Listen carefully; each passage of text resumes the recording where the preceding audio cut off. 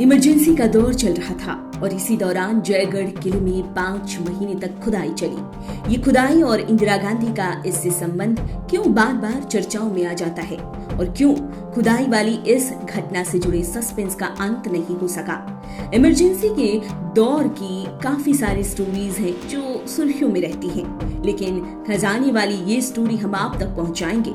इस वीडियो में हमारे साथ लास्ट तक बने रहिए। हमारा चैनल सब्सक्राइब कर लीजिए, बेल आइकॉन दबाइए। अगर आपको ये वीडियो पसंद आए तो वीडियो को लाइक करिए, कमेंट कर फीडबैक दीजिए और इस वीडियो को ज्यादा से ज्यादा शेयर करिए। अगर आप हमें फेसबुक पेज पर देख रहे हैं तो हमारा पेज सबसे पहले लाइक करिए।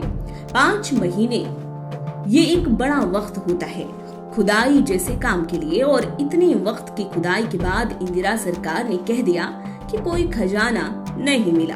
पर जो सामान बरामद हुआ और उसे जिस तरह से दिल्ली भेजा गया, उसे लेकर कई बड़े सवाल खड़े होते हैं। 25 जून 1975 को बड़े ही हिस्टोरिकल फैसले को लिया गया। वो था देश में इमरजेंसी लगा देना, जिसे आज काला इतिहास के तौर पर याद किया जाता है। कहते हैं कि खुद संजय गांधी खजाने की खोज के लिए पहुंचे थे जयपुर। फिर आर्मी ने पूरा का पूरा किला ही खोद डाला था। आपातकाल के वक्त संजय गांधी के नाम की तूती बोल रही थी। वहीं जयपुर में ये एक आम सी बात हो गई थी कि ये जो कुछ भी हो रहा है वो संजय गांधी की निगरानी में ही हो रहा है और गड़ा धन इंदिरा गांधी लेकर जाएंगी।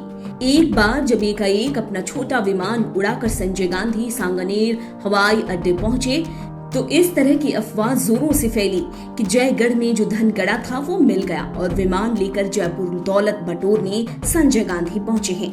1-2 बार निरीक्षण के लिए सेना के आला ऑफिसर्स जयगढ़ आए और उसके करीब ही हेलीकॉप्टर लैंड किया, जिसके बाद अफवाह फैली कि मिल गई है जयगढ़ में दौलत और इंदिरा गांधी और संजय गांधी के आदेश पर ही सेना के हेलीकॉप्टर माल दिल्ली ले जाने के लिए आए हैं।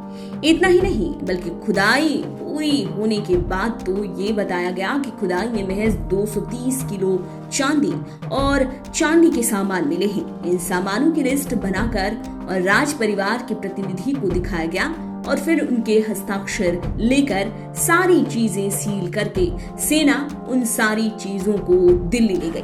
ट्रकों का काफिला चल पड़ा दिल्ली की ओर तो एक और अफवाह फैल गई कि पूरे दिन के लिए जयपुर दिल्ली का राजमार्ग बंद कर दिया गया और जयगढ़ का माल सेना के ट्रकों में छुपाकर ले जाया गया है।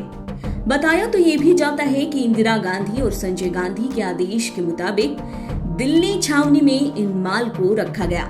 हालांकि इन बातों में कितनी सच्चाई है ये तो अब भी पुख्ता तौर पर कहा नहीं जा सकता। इन पूरी घटनाओं में एक एंगल पाकिस्तान का भी है। चलिए उस एंगल को जानते हैं। दरअसल हुआ ये कि 11 अगस्त 1976 को पाकिस्तान ने इंदिरा गांधी को एक लेटर भेजा जिसमें लिखा गया था कि जयगढ़ में आपकी सरकार खजाने की खोज कर रही है। पाकिस्तान इस बाबत अपने हिस्से की दौलत का हकदार इस वजह से है क्योंकि बंटवारे के वक्त अविभाजित भारत को ऐसी किसी दौलत की जानकारी नहीं थी।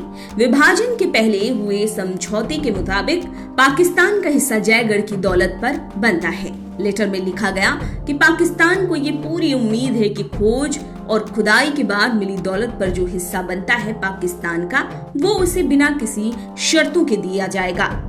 जहां तक इंदिरा गांधी की बात करें तो उन्होंने अगस्त में आए इस लेटर का जवाब ही नहीं दिया। फिर income tax, land survey, central public work department और बाकी के कई और डिपार्टमेंट को जब खोज में किसी तरह की कामयाबी हाथ नहीं लगी तो तब की पीएम गांधी ने खोज का काम सेना के हाथों में दिया, पर जयगढ़ से सेना भी हाथ खड़े कर दिए और तब गांधी ने 31 दिसंबर साल 1976 को पाकिस्तान के नाम एक पत्र लिखकर जवाब दिया कि विधि विशेषज्ञों को उन्होंने पाकिस्तान के दावे के औचित्य को लेकर जांच करने के लिए कहा था। विशेषज्ञों की ऐसी राय है कि कोई दावा ही नहीं बनता पाकिस्तान का। गांधी ने लिखा कि जयगढ़ में खजाने नाम की कोई चीज ही नहीं मिली।